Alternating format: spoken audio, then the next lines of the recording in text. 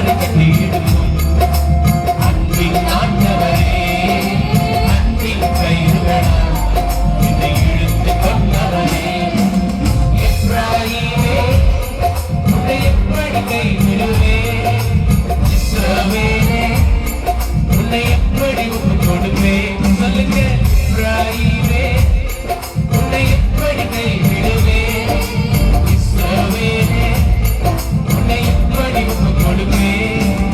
எப்ராயிமே உன்னை எப்படி கைவிடுவேன்?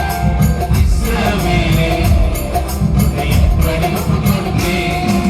எப்ராயிமே உன்னை எப்படி கைவிடுவேன்?